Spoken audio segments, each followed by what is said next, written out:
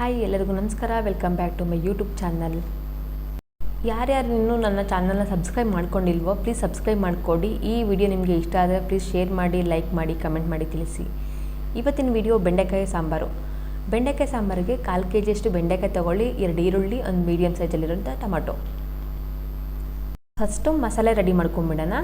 ಮಸಾಲೆಗೆ ಅಚ್ಚ ಖಾರದ ಪುಡಿ, ಕಡಲೆ, ಶೇಂಗಾ ಬೀಜ, ಬೆಳ್ಳುಳ್ಳಿ, ಒಣಕೊಬ್ಬರಿ, ಕೊತ್ತಂಬರಿ, ಜೀರಿಗೆ, ಹುಣಸೆ ಹಣ್ಣು ಬಂದುಬಿಟ್ಟು ಟೊಮೊಟೊ ನೀವು ಜಾಸ್ತಿ 2 ಹಾಕ್ಕೊಂಡ್ರೆ ಸ್ವಲ್ಪ ತೊಗೊಳ್ಳಿ, 1 ಹಾಕ್ಕೊಂಡ್ರೆ ಒಂದು ನಿಂಬೆಹಣ್ಣಿನ ಗಾತ್ರದಷ್ಟು ನೀವು ಹುಣಸೆ ಹಣ್ಣು ತೊಗೊಳ್ಳಿ.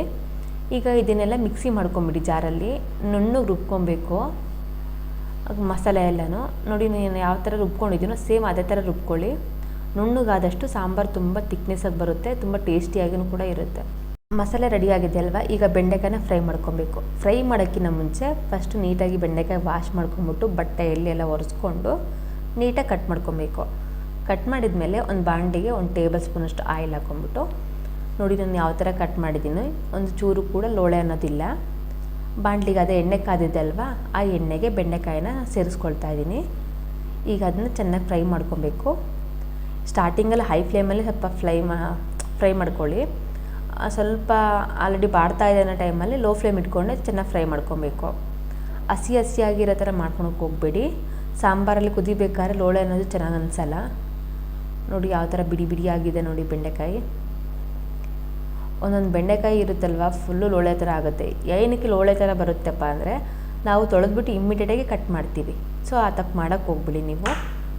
ಈ ಥರ ಮಾಡಿ ನೋಡಿ ಫ್ರೈ ಆಗಿದೆ ಬೆಂಡೆಕಾಯಿ ಎಷ್ಟು ನೀಟಾಗಿ. ಈ ಥರ ಫ್ರೈ ಆದಷ್ಟು ತುಂಬ ಚೆನ್ನಾಗಾಗುತ್ತೆ ಸಾಂಬಾರಿಗೆ, ಲೋಳೆ ಅನ್ನೋದು ಹೊಡಿಯೋದಿಲ್ಲ. ನೋಡಿ ಪ್ಲೇಟಲ್ಲಿ ಹಾಕ್ಬಿಟ್ಟು ತೋರಿಸ್ತಾ ಇದ್ದೀನಿ. ಈ ಥರ ಬಿಡಿಯಾಗಿರಬೇಕು. ಈಗ ನಾನು ಅದೇ ಬಾಣಲಿಗೆ ನಾನು ಸ್ವಲ್ಪ ಎಣ್ಣೆ ಹಾಕ್ಕೊತಾ ಇದ್ದೀನಿ, ಒಂದು 3 ಟೇಬಲ್ ಸ್ಪೂನಷ್ಟು. ಏನಕ್ಕಪ್ಪ ಅಂದರೆ ಮಸಾಲೆ ಸ್ವಲ್ಪ ಚೆನ್ನಾಗಿ ಕುದಿಬೇಕು ಎಣ್ಣೆಯಲ್ಲೇ, ಆಗ ಬೆಂಡೆಕಾಯಿ ಸಾಂಬಾರು ತುಂಬ ಟೇಸ್ಟ್ ಆಗುತ್ತೆ. 3 ಟೇಬಲ್ ಸ್ಪೂನ್ ಹಾಕ್ಕೊಂಡಿದ್ದೀನಿ ನೋಡಿ. ಈಗ ಎಣ್ಣೆ ಕಾದಿದೆ, ಇದಕ್ಕೆ ನಾನು ಸಾಸಿವೆ ಮತ್ತು ಜೀರಿಗೆ ಸೇರಿಸ್ಕೊಳ್ತಾ ಇದ್ದೀನಿ. ಈಗ ಇದ್ರ ಜೊತೆಗೇ ನಾನು ಈಗ ಸ್ವಲ್ಪ ಕರಿಬೇವು ಕೂಡ ಹಾಕ್ಕೊಳ್ತೀನಿ. ಸ್ವಲ್ಪ 3 ಸ್ವಲ್ಪ ಚಟಪಟ ಅನ್ನೋ ಥರ ಹಾಕಬೇಕು ನೋಡಿ. ಇವೆರಡು ಚೆನ್ನಾಗಿ ಫ್ರೈ ಆದಮೇಲೆ ನಾನು ಕಟ್ ಮಾಡಿದ್ನಲ್ವ 2 ಈರುಳ್ಳಿ ತೊಗೊಂಬಿಟ್ಟು ಆ ಈರುಳ್ಳಿ ಕೂಡ ಆ್ಯಡ್ ಮಾಡ್ಕೊಳ್ತಾ ಇದ್ದೀನಿ. ಚೆನ್ನಾಗಿ ಫ್ರೈ ಮಾಡ್ಕೊಬೇಕು ಈರುಳ್ಳಿನ. ಯಾಕೆಂದರೆ ನಾನು ಜಾಸ್ತಿ ಮಸಾಲೆ ಹಾಕಿದ ಮೇಲೆ ಜಾಸ್ತಿ ಕುದಿಸೋಕ್ಕಾಗಲ್ವಲ್ಲ, ಹಾಗಾಗಿ ಇವಾಗಲೇ ನಾವು ಚೆನ್ನಾಗಿ ಫ್ರೈ ಮಾಡ್ಕೊಬೇಕು ಟೊಮೊಟೊ ಮತ್ತು ಈರುಳ್ಳಿನ. ಈಗ ಈರುಳ್ಳಿ ಚೆನ್ನಾಗಿ ಫ್ರೈ ಆಯ್ತಲ್ವ, ಈಗ ಇದಕ್ಕೆ ನಾನು ಟೊಮೊಟೊ ಕೂಡ ಸೇರಿಸ್ಕೊಳ್ತಾ ಇದ್ದೀನಿ ನೋಡಿ. ನಿಮಗೆ ಹುಣಸೆಹಣ್ಣು ಕಡಿಮೆ ಬೇಕಪ್ಪ ಅಂದರೆ ಈರುಳ್ಳಿ ಟೊಮೊಟೊ ಜಾಸ್ತಿ ಸೇರಿಸ್ಕೊಳ್ಳಿ. ಇಲ್ಲ ಟೊಮೊಟೊ ನನಗೆ ಕಡಿಮೆ ಬೇಕಪ್ಪ ಅಂದರೆ ಹುಣಸೆಹಣ್ಣು ಜಾಸ್ತಿ ಸೇರಿಸ್ಕೊಳ್ಳಿ. ಇದಕ್ಕೆ ಒಬ್ಬೊಬ್ಬರು ಹುಣಸೆ ರಸ ಕೂಡ ಹಾಕ್ಕೊಳ್ತಾರೆ, ಬಟ್ ನಾನು ಹುಣಸೆ ರಸ ಹಾಕೋಕ್ಕೆ ಹೋಗಲ್ಲ. ಅದನ್ನ ಹುಣಸೆ ಹಣ್ಣನ್ನೇ ರುಬ್ಕೊಂಡ್ಬಿಡ್ತೀನಿ, ಆವಾಗಲೇ ತುಂಬ ಟೇಸ್ಟ್ ಬರುತ್ತೆ. ಈಗ ಇದಕ್ಕೆ 1/4 ಸ್ಪೂನಷ್ಟು ಅರಿಶಿನ ಹಾಕ್ಕೊಳ್ತಾ ಇದ್ದೀನಿ ನೋಡಿ. ಚೆನ್ನಾಗಿ ಇದನ್ನೆಲ್ಲ ಮಿಕ್ಸ್ ಮಾಡ್ಕೊಬೇಕು. ತುಂಬ ಟೇಸ್ಟಿಯಾಗಿರುತ್ತೆ ಸಾಂಬಾರು. 5 ನಿಮಿಷ ಸಾಕು, ಜಾಸ್ತಿ ಟೈಮ್ ಇಡಿಸಲ್ಲ, ಎಲ್ರಿಗೂ ಇಷ್ಟ ಆಗುತ್ತೆ ನೋಡಿ. ಚೆನ್ನಾಗಿ ಫ್ರೈ ಆಗಬೇಕಲ್ವಾ, ಈ ಚೆನ್ನಾಗಿ ಮಿಕ್ಸ್ ಮಾಡ್ಕೊಳ್ತಾ ಇದೆ. ಚೆನ್ನಾಗಿ ಫ್ರೈ ಮಾಡ್ಕೊತಾನೆ ಇರಬೇಕು ನೋಡಿ. ಒಗ್ಗರಣೆ ಎಲ್ಲ ಚೆನ್ನಾಗಾಗಿದೆ, ಟೊಮೊಟೊ ಕೂಡ ಬಾಡಿದೆ ಇದಕ್ಕೆ. ಈಗ ನಾನು ಜಾರಲ್ಲಿ ಖಾರ ರುಬ್ಬಿದ್ವಲ್ಲ ಮಸಾಲೆನ, ಆ ಮಸಾಲೆ ಕೂಡ ಇದರಲ್ಲಿ ಹಾಕ್ಕೊಬೇಕು. ಫ್ಲೇಮ್ನ ಸ್ವಲ್ಪ ಲೋವಲ್ಲಿ ಇಟ್ಕೊಳ್ಳಿ. ಆ ಮಸಾಲೆ ಎಲ್ಲನೂ ಒಗ್ಗರಣೆ ಹಾಕ್ಕೊಂಬಿಟ್ಟು ಚೆನ್ನಾಗಿ ತಿರ್ಕೊಬೇಕಾಗತ್ತೆ ನೋಡಿ. ಎಷ್ಟು ನೀಟಾಗಿ ಕಾಣಿಸ್ತಾ ಇದೆ ಎಲ್ಲನೂ. ಇದನ್ನೆಲ್ಲ ಚೆನ್ನಾಗಿ ಮಿಕ್ಸ್ ಮಾಡ್ಕೊಳ್ಳಿ. ಒಗ್ಗರಣೆದು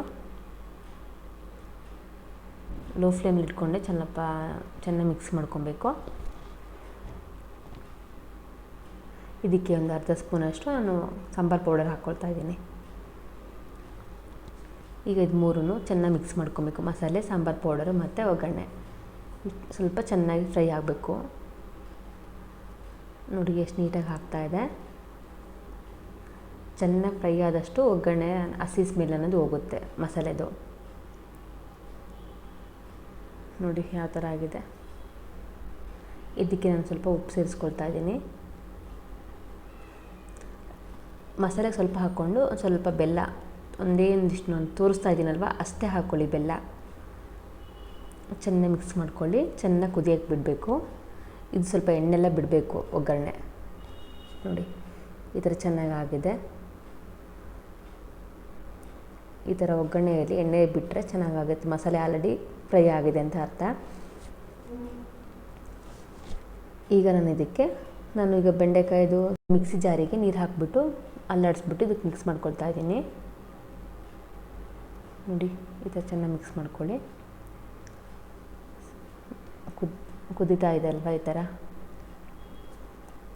ನಿಮಗೆ ನೀರು ಬಂದ್ಬಿಟ್ಟು ಯಾವ ಹದಕ್ಕೆ ಬೇಕೋ ಆ ಹದಕ್ಕೆ ಹಾಕ್ಕೊಬೋದು. ನಾನಿಲ್ಲಿ 2.5 ಗ್ಲಾಸಷ್ಟು ನೀರು ಹಾಕ್ಕೊಳ್ತೀನಿ. ಇಲ್ಲಪ್ಪ ನೀನು ಸ್ವಲ್ಪ ತೆಳ್ಳಬೇಕು ಅಂತಂದರೆ 3 ಸ್ಪೂನಷ್ಟು ಹಾಕ್ಕೊಬೋದು, 3 ಗ್ಲಾಸಷ್ಟು. ಈಗ ಫ್ರೈ ಎಲ್ಲ ಆಗಿದೆ ಅಲ್ವಾ ಇದು ಗೊಜ್ಜು. ಈಗ ಇದಕ್ಕೆ ನಾನು ಬೆಂಡೆಕಾಯಿ ಕೂಡ ಮಿಕ್ಸ್ ಮಾಡ್ಕೊಳ್ತಾ ಇದ್ದೀನಿ. ನೋಡಿ ಎಷ್ಟು ನೀಟಾಗಿ ಬಿಡಿ ಬಿಡಿಯಾಗಿರಬೇಕು. ಒಂದು ಸ್ವಲ್ಪ ಕೂಡ ತಟ್ಟೆಗೆ ಏನು ಲೋಳೆ ಅನ್ನೋದು ಬಿಟ್ಟಿಲ್ಲ. ಇದೇ ಥರ ಇರಬೇಕು. ನೋಡಿ ಚೆನ್ನಾಗಿ ಮಿಕ್ಸ್ ಮಾಡ್ಕೊಳ್ಳಿ.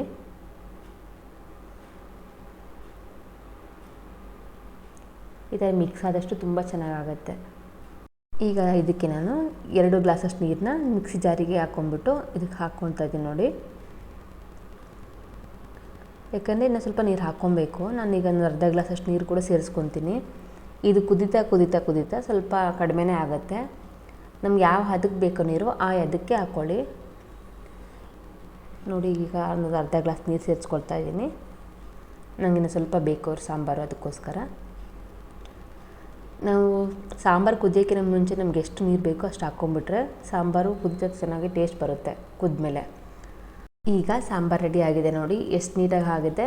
ಈ ಥರ ನೀವೆಲ್ಲರೂ ನಿಮ್ಮ ಮನೇಲಿ ಟ್ರೈ ಮಾಡಿಬಿಟ್ಟು ಚೆಕ್ ಮಾಡಿ ಯಾವ ಥರ ಆಗಿದೆ ಸಾಂಬಾರು ಅಂತ ತಿಳಿಸಿ ನನಗೂ ಕೂಡ. ಈ ವಿಡಿಯೋ ಯಾರಿಗೆಲ್ಲ ಇಷ್ಟ ಆದರೆ ಪ್ಲೀಸ್ ಲೈಕ್ ಮಾಡಿ, ಶೇರ್ ಮಾಡಿ, ಸಬ್ಸ್ಕ್ರೈಬ್ ಮಾಡಿ.